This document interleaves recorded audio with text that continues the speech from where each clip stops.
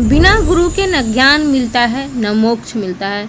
गुरुत्व के बिना आत्मा अंधकार में भटकती है और इसलिए आज की यात्रा है गुरु की महिमा को लेकर। गुरु दो शब्दों से बना है, गु यानी अंधकार और रु यानी प्रकाश। गुरु वही है जो अज्ञान के अंधकार को हटाकर ज्ञान का दीप जला दे, हमारे जीवन को प्रकाशित कर दे।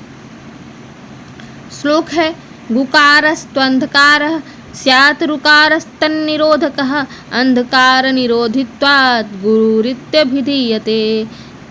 गुरु न केवल बाहरी शिक्षक होता है बल्कि वह आंतरिक प्रकाश भी देता है। ये प्राचीन समय की बात है, जब वेदों और पुराणों की रचना हो रही थी, जब ऋषि मुनि हमारे गुरु हुआ करते थे, जब गुरुकुल की परंपरा थी। अब ऐसा कोई गुरु नहीं मिलेगा जो आपको अंधकार से प्रकाश की ओर ले जाए। वो बता देगा कि 2 और 2 4 होता है। 2 और 2 4 कैसे होता है ये बताने की कला भी किसमें विकसित नहीं हुई है। तो अगर आपको गुरु बनना है तो आप अपना गुरु स्वयं बनिए।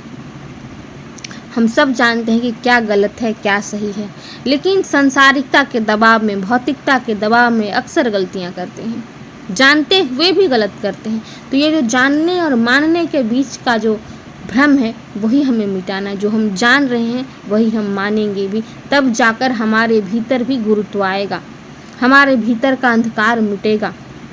हम सब ने जन्म लिया है और इस शरीर से, जिस शरीर से हमने जन्म लिया, जिस शरीर से हमने किसी को जन्म दिया है, इन सब का एक दूसरे के प्रति पारस्परिक कर्तव्य है। उन कर्तव्यों का निर्वहन करते हुए, भली भांति निर्वहन करते हुए भी उससे निरपेक्ष रहना ही असली गुरुत्व है।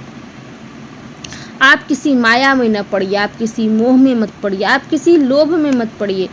ये गुरुत्व है और ये आप स्वयं कर सकते हैं। हम सब जानते हैं कि लोभ नहीं करना चाहिए, लेकिन लोभ मन में आता है, उस लोभ को नियंत्रित करना ही गुरुत्व है। हम सब जानते हैं कि बेईमानी नहीं कर रहे हैं लेकिन करते हैं, तो उस भावना को नियंत्रित करना ही गुरुत्व है। आप उस भावना को नियंत्रित कर लीजिए और ईमानदारी से अपना काम कर लीजिए और जो कुछ भी है इस संसार का, इस संसार में बराबर बांट दीजिए। जो आपके हक का है वो आपका रहे, जो किसी और के हक का है वो उसका रहे। ये भी गुरुत्व है। आज के समय में समय से बड़ा कोई गुरु नहीं है, ये आप अनुभव करके देख लीजिए। जो बात आपको समय ने सिखाई वो बात आपको फिर कोई और नहीं सिखा सकता है।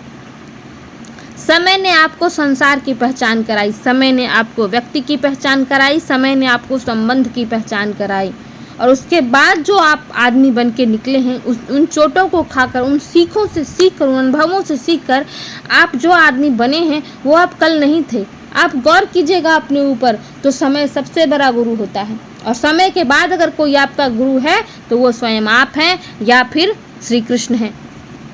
अपना गुरु आप भगवान को मानिए, उनसे प्रार्थना कीजिए कि हे प्रभु, मैं कभी किसी गलत रास्ते पर नहीं चलूं, मेरा कोई भी निर्णय ऐसा नहीं हो जिसमें किसी की हानि हो, किसी से बेईमानी हो।